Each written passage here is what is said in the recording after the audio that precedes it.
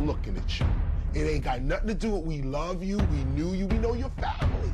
As a matter of fact, we'll take you in. You go into exile and come on into our state. And come on in, but we taking your land, your resources. Why? Because you weak.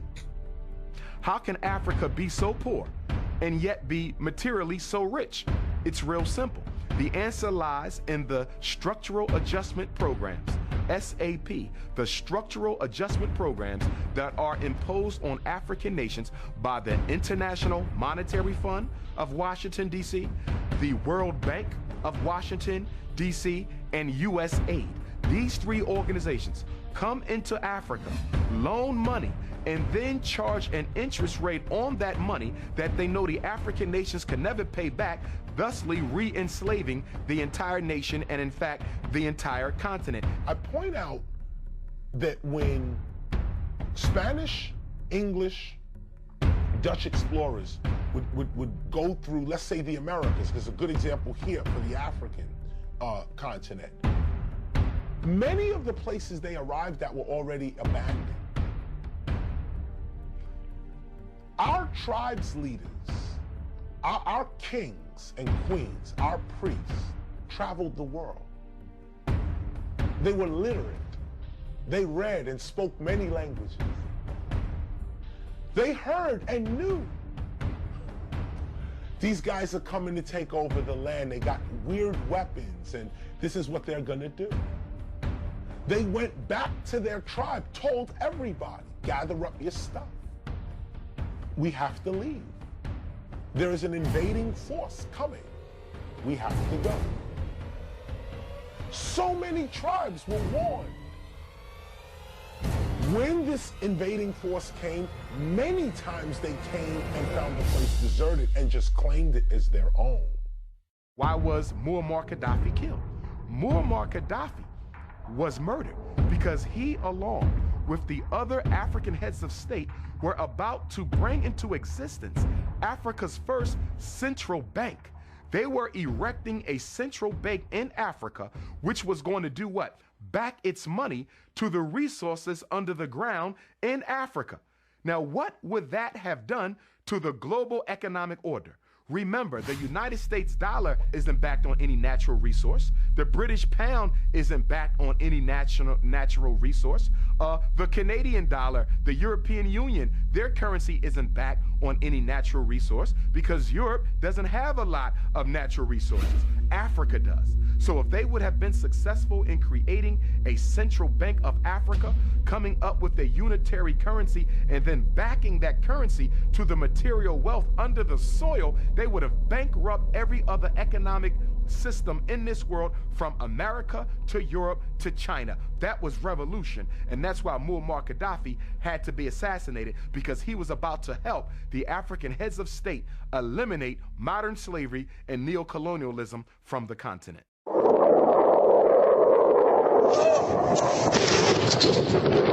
According to some, it's about protecting civilians. And our resolve is clear. The people of Libya must be protected. Others say it's about oil. The only reason they're interested with Libya is about the oil. You'd think we'd be in Iraq if the major export there was broccoli. But some are convinced intervention in Libya is all about currency, specifically Gaddafi's plan to introduce the gold dinar, a single African currency made from gold, a true sharing of the wealth. It's one of these things that you have to plan almost in secret, because as soon as you say you're going to change over from the dollar to something else, you're going to be targeted. There were two conferences on this, one in '96 and another one in the year 2000, called the World Mataba Conference, organized by Gaddafi. And everybody was interested. I think most countries in Africa were keen. Gaddafi didn't give up. In the months leading up to the military intervention, he called on African and Muslim nations to join together to create this new currency that would rival the dollar and euro. They would sell oil and other resources around the world only for gold dinars. It's an idea that would shift the economic balance of the world. Countries' wealth would depend on how much gold they have, not how many dollars they trade. And Libya has 144 tons of gold.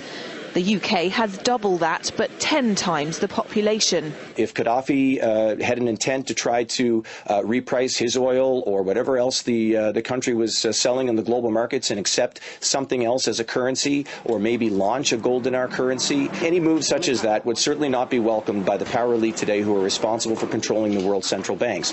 So yes, that would certainly be something that would cause his immediate dismissal and the need for other reasons to be brought forth for removing him from power. It's happened before.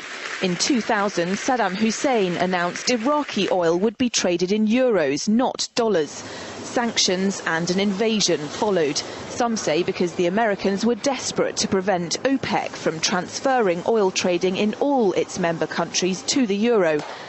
A gold dinar would have had serious consequences for the world financial system, but may also have empowered the people of Africa, something black activists say the US wants to avoid at all costs.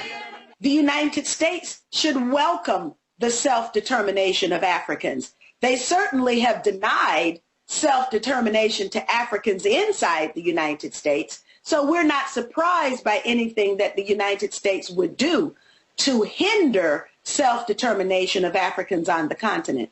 The UK's gold is kept here in a secure vault somewhere in the depths of the Bank of England. As in most developed countries, there's not enough to go around. But that's not the case in places like Libya and many of the Gulf states. A gold dinar would have given oil-rich African and Middle Eastern countries the power to turn around to their energy-hungry customers and say, sorry, the price has gone up and we want gold. Some say the US and its NATO allies literally couldn't afford to let that happen. Laura Emmett, RT, London. Today, I'll give you the reason why the West is fighting Gaddafi. I'll tell you exactly what is really going on in Libya. I will tell you what the mainstream media will not tell you. There are 3 reasons why Gaddafi has to die. And among those 3 reasons, none of them have to do with him killing his own people. Number 1, Gaddafi is the one who gave the opportunity for an African satellite for communication.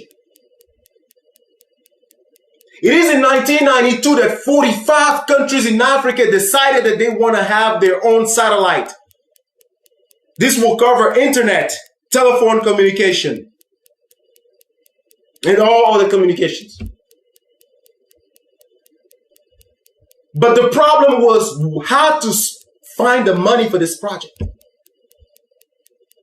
Where did they get the money from? They decided to go to the IMF. But the IMF knew that sponsoring this will be more dangerous for Western countries.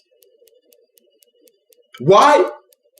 Because Western countries were making $500 million per year for all telecommunication in Africa, even inside Africa. $500 million per year, not includes interest. That's how much they were making. So it is in 2007 that Gaddafi will come up with most of the money for this project. Africa will now have his first communication satellite, which will give the opportunity to countries like South Africa, Nigeria, Algeria, Angola, Libya, and other countries to now have their own telecommunication satellites. They will now provide communication to their own people. It will only cost African countries $400 million, only a one payment of $400 million to make this happen. Now you imagine how much money does Europe lost because of this? $500 million per year that Gaddafi made them lose by sponsoring this satellite. Just Gaddafi himself comes up with $300 million And other countries can impeach him. So this is reason number one why they need Gaddafi dead. 2, Gaddafi and African countries decide to create 3 major banks in Africa. 1, the AMF, African Monetary Fund. The African Monetary Fund will headquarter in Cameroon, Yaoundé. This was to be created in 2011, this year. With the African Monetary Fund, African countries will no longer need to go to the IMF, which is the International Monetary Fund. So just imagine yourself how much money Europe will lose if the AMF is created. When Western countries found that this is what was happening, they actually wanted to be part of it. I believe it is in 2006 in Yaoundé, Cameroon, that African countries decided that no other countries outside of Africa will be part of the AMF. Now you can imagine what's going on here. Not only that they're trying to cut them money, but on top of that, they don't even want them to be part of this. Because being part of this will mean that they will have to control what is going on. The second bank will be the Central African Bank. The Central African Bank will be headquartered in Abuja in Nigeria. What this bank will do, it will stop African countries from using Western currency. Like if you go to Africa today, countries like Cameroon, Cote d'Ivoire, Gabon, and many other French-speaking countries are using the franc CFA. With this bank, we will have our own currency, like the Naira in Nigeria.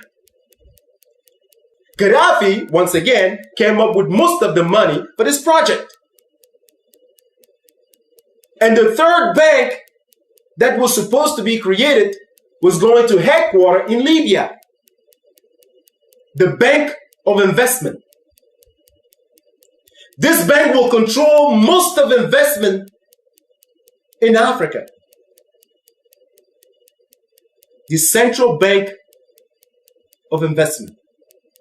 Now you imagine yourself what's going on here. Gaddafi is trying to break Western economy by doing this. But that's not his intention. His intention is to free Africa from his trap. African people want to be independent. Western countries don't want that. And that's what's going on here.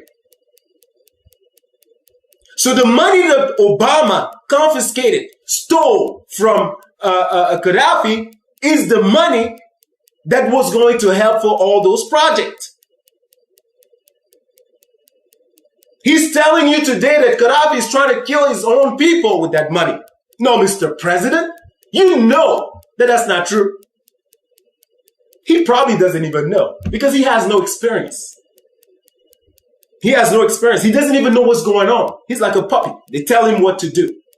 Oh, well, let me inform you, Mr. President, that money was going to sponsor all those projects. That money that you confiscated from Libya. The third reason why Gaddafi has to die has to do with the United States of Africa.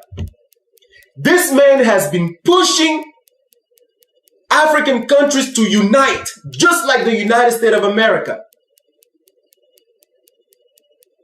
The very first thing that European countries, when they were colonizing African countries, did was to divide African people. When you want to break a powerful home, you have to find a way to turn that family against each other. That's the very first thing Western countries did to keep us from being powerful. The second thing they did was to stop education. Make sure that African people are not educated. Education is the key to success. By us being educated and educating our own people, we are stopping major problem in Africa. And the third thing they did was to place dictators in power in Africa who will give them everything they want. And every time that the population will stand up, these dictators will have the support of European countries to kill those protesters. They were all surprised with what happened in Tunisia, in Egypt. And they took the opportunity to then create a problem in Libya. Not one of you will show me footage of the same uprising that we saw in Egypt, in Tunisia, in Libya. Not one of you will show me that type of footage. This was created by Western countries. When you go to Libya, you get free education. I'm talking about college education. Free healthcare. When you are newlywed and you don't yet have a job, you get free apartments. Libya is a beautiful country. And today they're telling us that Gaddafi is killing his own people. But yet he's the same one who is giving them everything. Free education, free healthcare, feeding his own people, and killing them again. Does that make sense to you? Let me tell you what the countries that are bombing Libya today have in common. They are broke. Oh yes, they are broke. Just the United States alone is borrowing money from China. Europe is going down with the euro. Every one of those countries in NATO are broke. And Gaddafi is making it worse by giving African people independence. And that's why you see Hillary Clinton going to Africa and telling African people to reject Gaddafi. Don't deal with Gaddafi. In fact, they've requested that the rebels open an embassy in Washington, D.C., making an illegal movement legal. That's what the Obama administration is doing.